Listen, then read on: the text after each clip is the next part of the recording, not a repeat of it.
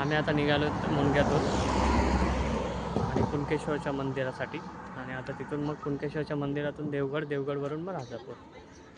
आपण कुणकेश्वरचं मंदिर बघूयात आणि त्याच्यानंतर मग पुढे जाऊयात. इथे आम्ही थोडा वेळ थांबलो कारण इथे नदी आहे, नदी आणि ब्रिज वगैरे आहे. मस्त नजारा आहे, छान वातावरण आहे.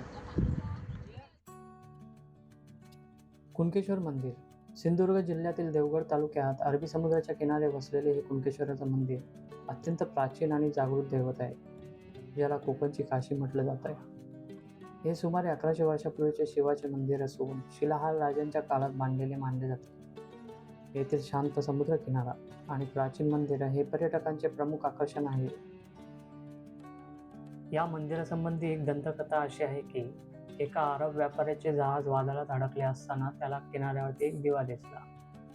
त्याने देवाला नवस केला की जर तो वाचला तर तिथे तो मंदिर बांधेल.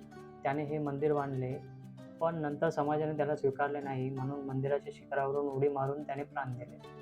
आजही मंदिराच्या परिसरात त्याची समाधी आहे. पण 1960च्या सुमारास शिवशाहीर बाबासाहेब पुरंदरे यांनी कुणकेश्वर मंदिरास भेट दिली. त्यावेळी बाबासाहेबांनी मंदिर परिसराची चिकित्सक दृष्टीने पाहणी केली आणि समाधी म्हणून दाखवली जाणारी इमारत ही हिंदू मंदिराचीच असून आतील थगडे समजले जाणारा मातीचा ढिगारा बनावट असल्याचे सादर पुराव्यानिशीच टाकून दिले. अशा प्रकारे बाबासाहेब पुरंदरे यांनी कुणकेश्वर मंदिराचा इतिहासातील सत्य परिस्थिती सर्वांसमोर आणली. या मंदिराचा जीर्णोद्धार शिवराज्याभिषेकानंतरच्या काळामध्ये झालेला आहे. शिवाजी महाराज हे प्रत्यक्ष कुणकेश्वर मंदिरात येऊन गेल्याचे सांगितले जाते. महाशिवरात्रीला येथे खूप मोठी यात्रा आणि उत्सव भरतो. तुम्ही पाहू शकता त्याच यात्रेची आता तयारी चालू आहे, म्हणून हे मंडप वगैरे सजवला जात आहे. देवालयाच्या दक्षिणेकडील किनारपट्टीच्या मधल्या भागी एक छोटीशी राई आहे. तेथेच एक पुरातन बांधणीचा तलाव आहे. त्याबद्दल अशी माहिती आहे की हा तलाव बऱ्याच वर्षापूर्वी बांधलेला असावा. तो साप बुजलेला होता. तलावाशेजारी मारुतीचे मंदिर आहे. त्या मंदिरात श्रीमान लब्धे महाराज तपश्चर्या करीत असताना त्यांना तलावाबद्दल दृष्टांत घडला. ताबडतोब त्यांनी ग्रामस्थांच्या नजरेस ही घटना आणली व ग्रामस्थांनी ही जागा खोदण्यास प्रारंभ केला असता मातीखाली तलाव आढळून आले. समुद्राच्या अगदी जवळ असूनही या तलावाचे पाणी गोड आहे ही आश्चर्याची बाब मानली जाते. या तलावाशेजारी लब्धे महाराजांची समाधी आहे. देवस्थानाच्या परिसरात समुद्रकिनारी काही शिवलिंग आहेत. त्यापैकी 21 शिवलिंग आपणास पाहावयास मिळतात. ही शिवलिंग पांडवांनी घडवलेली आहेत अशी श्रद्धा आहे. याची साथ देणारी पांडवलेणी आजही तेथे आहेत. हे श्री कालभैरव मंदिर. कालभैरव हे भगवान शिव यांचे रुद्ररूप. भगवान शिव यांना काशीचे रक्षक मानले जाते. तुम्ही पाहू शकता या मंदिरामध्ये लाकडाचा वापर केलाय आणि त्यावर सुंदर अशी नक्षीकाम केले.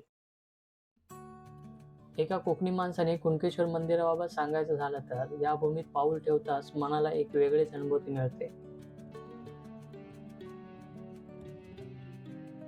येथील शुभ्र वाळू, माडांची झाडे, फेसाळणाऱ्या समुद्राच्या लाटा आणि किनाऱ्यावरील महादेवाचे हे भले मोठे विलोभनीय मंदिर हे पाहतानाच डोळ्यांची पारणं पेटते. शब्दात हे सौंदर्य व्यक्त न करण्यासारखेच. शेकडो वर्ष झाली तरी समुद्राच्या लाटांना तोंड देत हे मंदिर आजही दिमागात उभे आहे.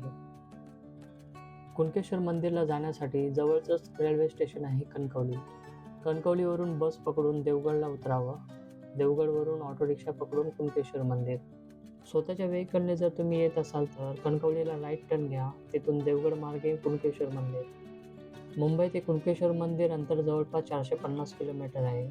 प्रवासाला 10-12 तास लागतील. कुणकेश्वर मंदिराजवळच राहण्यासाठी भक्तनिवास, हॉटेल, रिसॉर्ट अशा सुविधा आहेत. खर्च अंदाजे पर पर्सन भक्तनिवास 300 ते 700 रुपये, होमस्टे 1000 ते 2000 आणि रिसॉर्टचा 2000 ते 4000 पर्यंत येईल.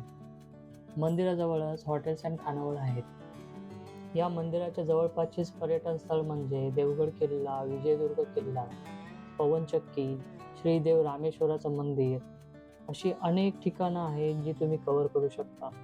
तुम्हाला स्वर्ग बघायचा असेल तर कोकणाला नक्कीच भेट द्या. येवा, कोकण आपलंच असाल. धन्यवाद.